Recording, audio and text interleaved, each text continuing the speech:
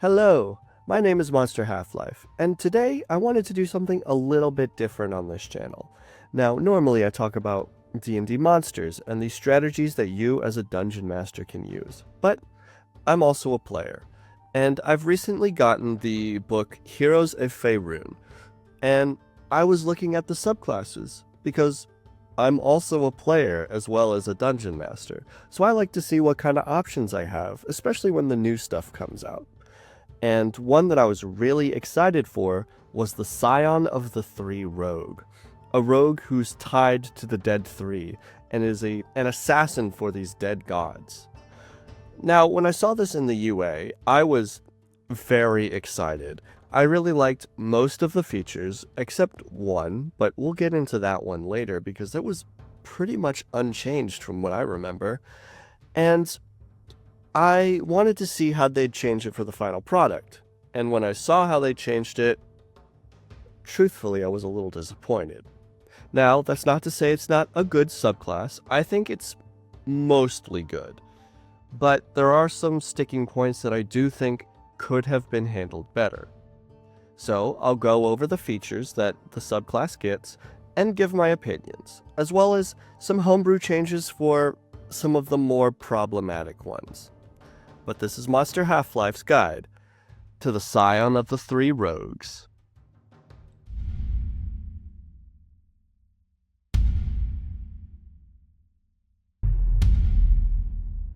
You get two options at level 3, and the first one you get is Bloodthirst, which is when an enemy you can see within 30 feet of yourself takes damage and is bloodied after taking that damage, but not killed outright. You can take a reaction to teleport into an unoccupied space you can see within 5 feet of that enemy. You can then make one melee attack. You can use this feature a number of times equal to your intelligence modifier, a minimum of once, and you regain all expended uses when you finish a long rest. Now, truthfully, I think this is a better feature than there was in the Unearthed Arcana, which basically had you doing a little bit more damage to people who were already bloodied. Which, truthfully, isn't that useful, because if they're already under half health, they're probably going to die within a round or two anyways. So your extra damage probably isn't going to be that helpful, while this gives you an extra opportunity to sneak attack an enemy, because you're teleporting to another enemy when it's not your turn. So that gives you an extra opportunity to sneak attack. However, I do have some problems with this ability. Mostly the last two sentences. Now, I don't think that tying abilities to a secondary stat is all that bad. Especially intelligence modifier. Rogues should be intelligent. And having that tied to a lot of your features in the Scion of the Three Rogue is not a bad thing. However, also making it that you regain all expended uses on a long rest and you regain no uses on a short rest, at least not until level 17, it gives you very limited options to use this feature. The feature that is pretty pivotal to the subclass. You're not going to max out your intelligence most likely. So it's going to be at between a +2 and a +4. So you're going to be able to use this between 2 and 4 times as you level up. So it's very limiting on how many times you can use it. And truthfully, it's not that powerful. It's powerful, but it's not game-breakingly powerful. I think that my fix would be to let you get one feature of it back on a short rest. Now, I know that you do that at level 17, but I think it should be baked into the level 3 feature, because, frankly, why wouldn't you want your rogue to use this more? It's a cool ability. Now, I would be remiss to not mention this, because I do feel like some people are going to. There is a build of rogue that lets you use True Strike as your sneak attack instead of just a regular sneak attack. It boosts the damage on the rogue, and it lets them use intelligence, wisdom, or charisma instead of their dexterity. However, I do have some problems with using the True Strike build for the Scion of the 3 Rogue. First of all, it does neglect dexterity a bit, which not only increases your attack, but it also increases your armor class and your initiative. Plus, things like acrobatics, sleight of hand, stealth, you want that to be high as a rogue, which it won't be if you're pumping it all into intelligence to do more damage. Secondly, Bloodthirst specifies that you can make one melee attack. You don't make a melee spell attack, it's a melee attack with your weapon. So you wouldn't be able to use True Strike on the teleport, which kind of defeats the purpose of investing in the True Strike build. One last thing I'd like to mention before we move on to Dread Allegiance is that it doesn't say that you have to attack the person that you teleport next to. Now that's the assumption, but if there's 2 enemies within 5 feet, you don't have to attack the bloodied one. You can attack the one next to him. As long as he's within 5 feet of you, you can attack him. So that gives a little bit more flexibility to what this ability can do. But we're moving on to the second option, Dread Allegiance.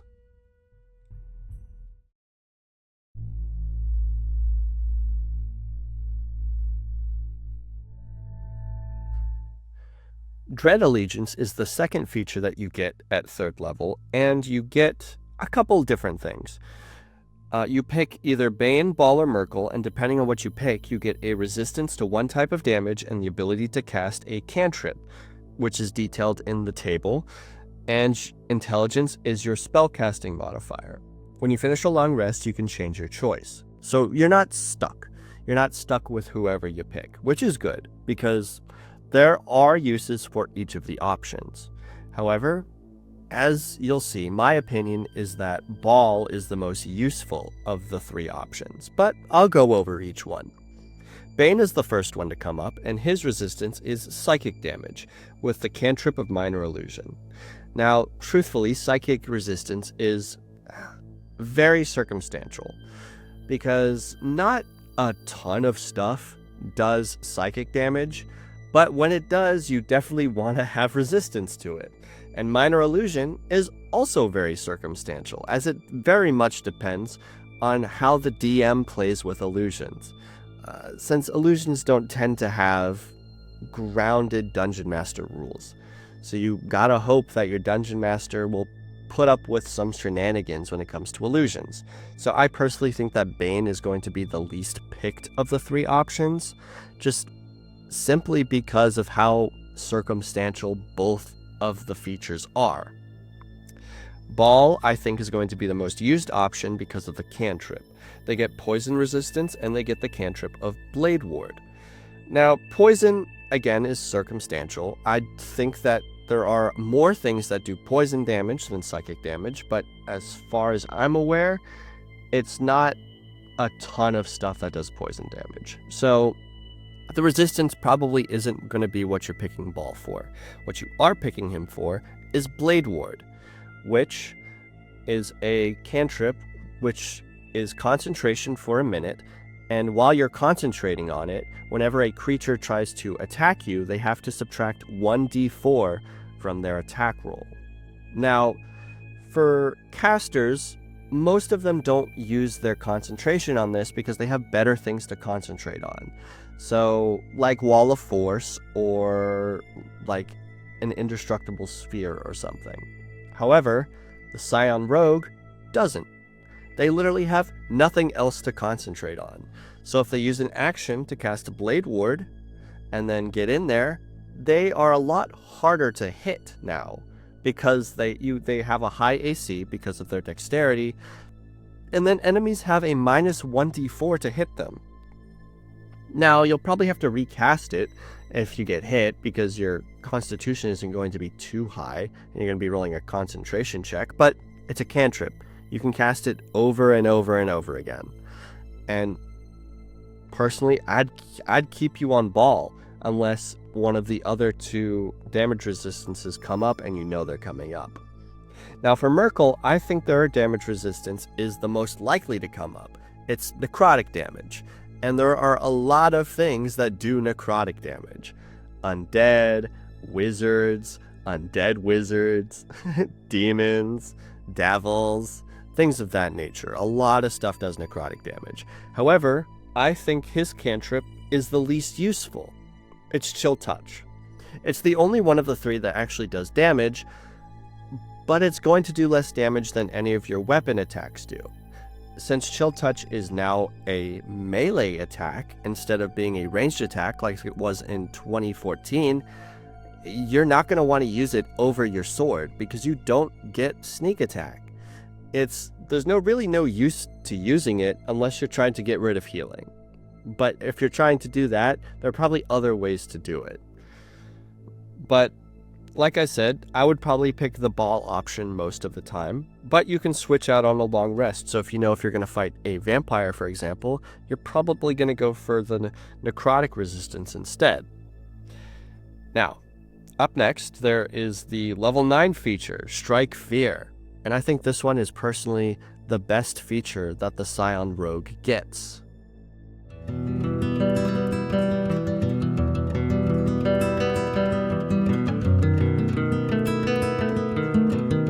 The Strike Fear ability gives you an additional Cunning Strike option, which is called Terrify, which costs 1d6 of your sneak attack dice. When you use this option, the target must succeed on a Wisdom saving throw, or it has the Frightened condition for 1 minute. While the target is frightened in this way, you have advantage on attack rolls against the target. The frightened target can repeat its saving throw at the end of each of its turns, ending the effect on a success. Now, why do I think this is an amazing option? Well, first of all, frightened by itself is a great condition to put on opponents, because they have disadvantage on attack rolls against you and they can't move closer to you. Now, you're probably not going to be a ranged rogue, but if you are, then having an opponent not be able to get closer to you is amazing. You don't want them close to you at all. But even if you are melee, disadvantage on attack rolls is great, especially if you're using Blade Ward from Baal's Dread Allegiance, and you have a high AC, because I'm going to assume that you're going to have a +5 on your dexterity at level 9. Speaking of, your Cunning Strike DC also goes off of your dexterity. It doesn't go off of your intelligence. So it's going to be higher than most of your intelligence stuff. So you're going to have a pretty high DC. You're going to have the frightened condition on your opponent, and while they're frightened, you get advantage on the target. Now, rogues do have a way of generating pretty consistent advantage through their steady aim feature. However, that takes a bonus action, and it uses all of your movement, as you can't use it if you've moved before. So, being able to free up both your bonus action and your movement and still get sneak attack, plus an additional chance to crit, I think that's worth it. Especially because there's no real limit to how many times you can use it. So all you really sacrifice is a little bit of damage, up to 6 points of damage. But I think getting advantage on the next attack against the opponent is worth it. I think it's worth it. Now, after the best option, you get the worst. So I'll be talking about that one next.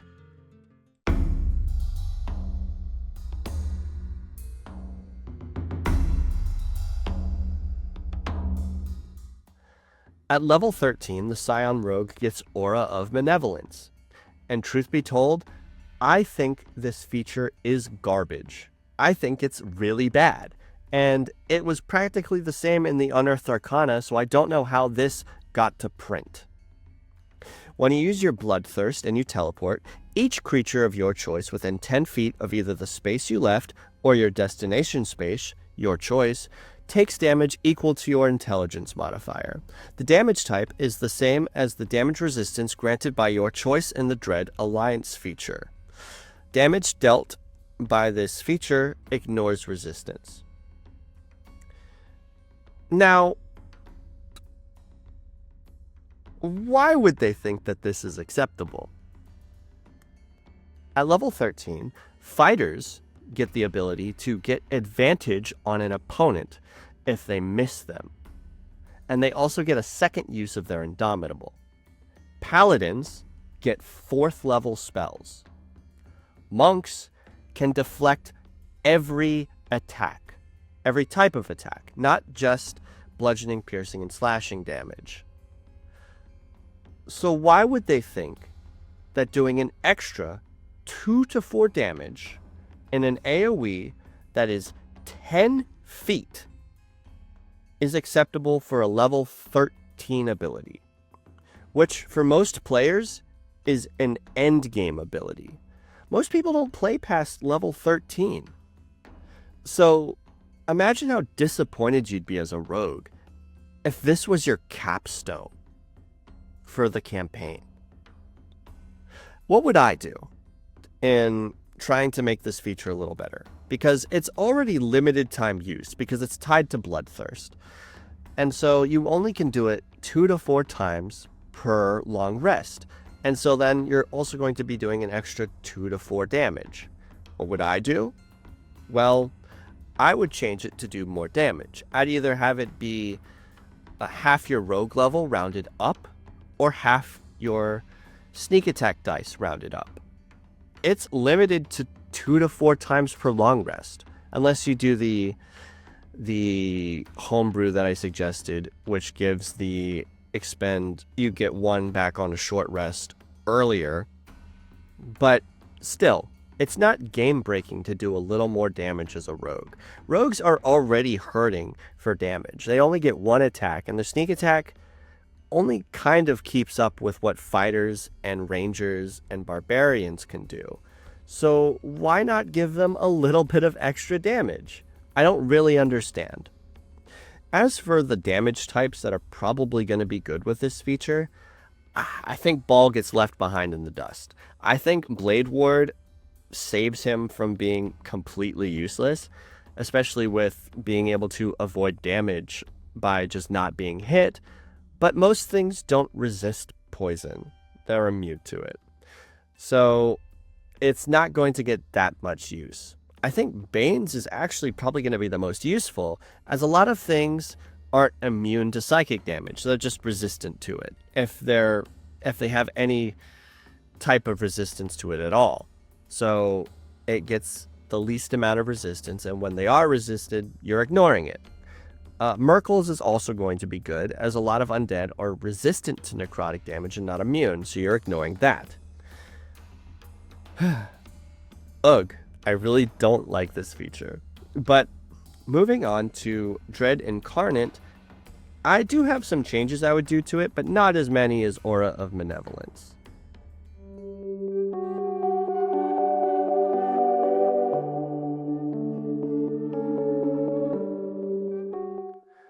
Lastly is their level 17 feature, Dread Incarnate. You get 2 benefits from this feature, though truthfully, I've already stated this previously, but I think one of them is definitely very weak and I would change it. And that's Cutthroat, which you regain 1 expended use of your Bloodthirst when you finish a short rest. I'll get into what I would change about that in a minute, but I want to go over the second one, Murderous Intent, which is when you roll for your sneak attack damage, you can treat a 1 or a 2 on the die as a 3. Now, I think this is really good. It doesn't technically boost your damage, but mathematically, it lowers the minimum that you have on the sneak attack damage. So if you roll a 1 or a 2, it counts as a 3. Also on that one, I would personally let you also roll it for the damage, like the weapon damage that you do with a sneak attack, just because it's not going to make that much of a difference, right? If you're rolling just a slightly better on the D8 that you roll with your rapier that you do sneak attack with, you're level 17. I think your dungeon master can take a hit point or 2 more damage, right? As for Cutthroat, I would do either one of 2 changes. Personally, I would either do if you go into the fight without any Bloodthirsts, you get 1 back on your initiative roll, just so you always have a Bloodthirst. I think this subclass should always have Bloodthirst on them, even at level 17, because it's their defining feature. Aura of Malevolence piggybacks off of it, and it's the main level 3 feature that isn't your casting a cantrip, right? Or I would have you regain all of your Bloodthirst levels when you finish your short rest, not just one of them. Because, frankly, again, you get 2 to 4 uses of them, depending on how much you're boosting your rogue. And there's no real reason to keep it to just you get 1 on a short rest, especially at level 17. Because at that point, like, wizards are getting Wish or Meteor Swarm. I think your dungeon master can handle you getting all your Bloodthirsts back on a short rest, especially since it procs off your intelligence and not your dexterity.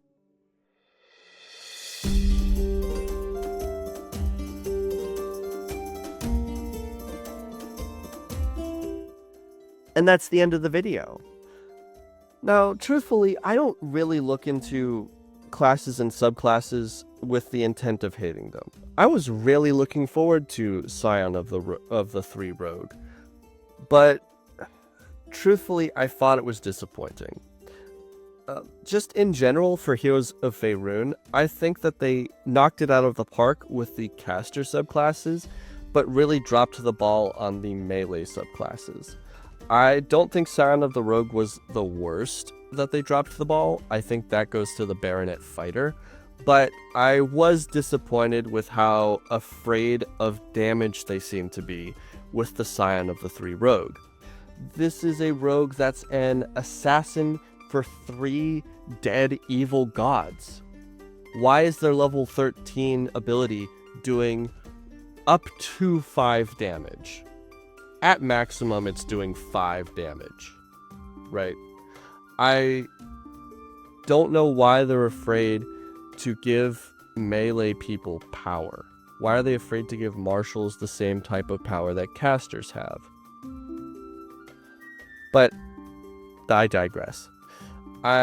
If you enjoyed the homebrew suggestions I had for the class, let me know. And if you think they're too powerful, also let me know. I'm not as used to making changes to player classes and subclasses as I am to monsters. As for monsters, you only need to balance it for 1 encounter, right? 1 or 2 encounters. You're probably not going to have this thing fighting you throughout the whole campaign. However, with player classes, you have to keep in mind how it'll affect the game as a whole, because your players are probably going to stick through this character throughout most of the campaign, at least, unless they die, but you never know. But anyways, this is Monster Half-Life. I'd like you to like, comment, and subscribe, and thank you for watching.